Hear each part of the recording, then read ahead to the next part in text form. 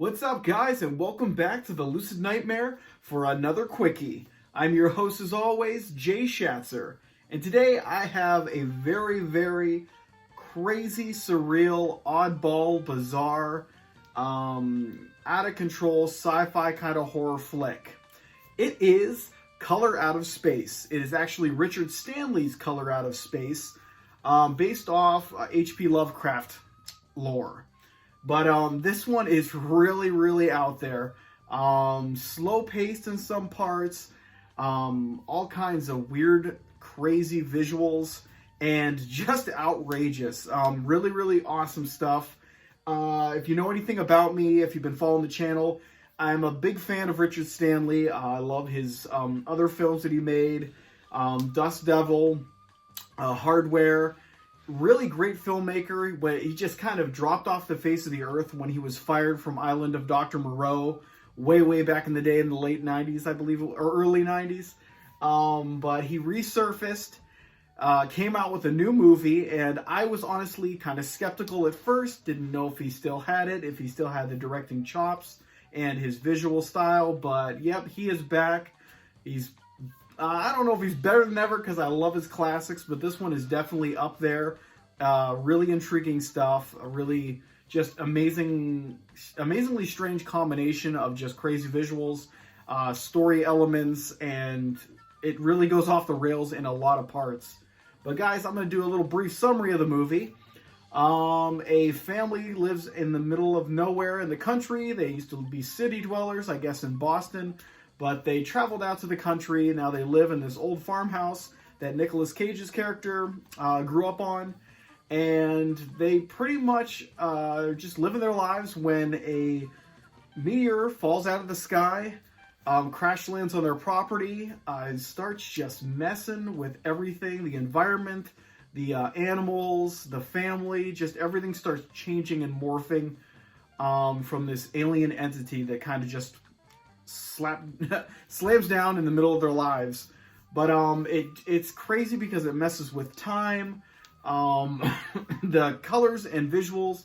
It just does everything possible to just mess up this area, and it's pretty much makes each of their personalities kind of just, it drives them all nuts. I mean, that's the best way to describe it.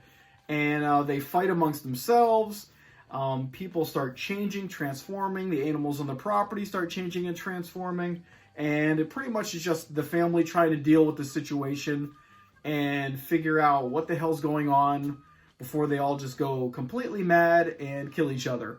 But it's a good combination. I know a lot of reviews have been saying it's a good combination. It's got a lot of elements of John Carpenter's The Thing in it, just because of the transforming and kind of things. I know the movie that came out recently that's similar to this one is Annihilation. If you've ever seen that one, Alex Gardner directing that one. It's got a lot of elements to that. I think that's pulling from the HP Lovecraft kind of style. But yeah, this is a really crazy movie, like I said. Of course, the heavy hitter of the movie is Nicolas Cage. But everyone else does a great job in their roles. They're all equally crazy. But Nicolas Cage just goes batshit crazy like he usually does. It seems to be his shtick now, is just the guy that just loses his shit. But he does a great job in this one. Oh yeah, Chong. I think it's Chong that's in this. Yeah. Tommy Chong is his name. He's in this as a small bit part of some guy who lives on the property who's pretty much playing himself. Just kind of high and living life. But yeah, it's just really out there, and Richard Stanley did a great job balancing the visuals with the story, along with kind of bringing about some pretty larger than life personalities in the family. I mean, everyone from the daughter, the son, the mother, and of course Nicolas Cage as the father figure, they all get their time to shine and really just bring their own personalities to life. And there's also a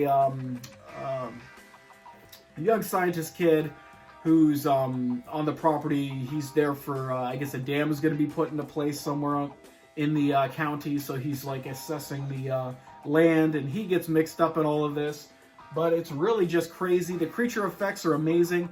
The only thing I would say that I did not like about the creature effects is that there wasn't a lot of it. I mean, I guess they kept things simple. A lot of it looks practical to my eye, and they really just sparingly use it. It's not like it's in your face constantly. There's a creature and stuff like that. They build up to it. There's a lot of tension, a lot of quality stuff like that, and it's really just laid out in a very slow, methodical kind of way. It builds to a crescendo to the very end where things just really go crazy. But yeah, the movie's got a good build up.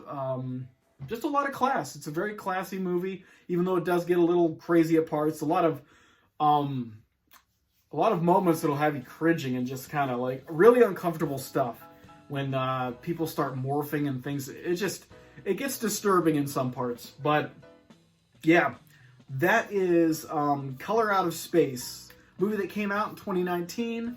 Knocked my socks off a couple days ago.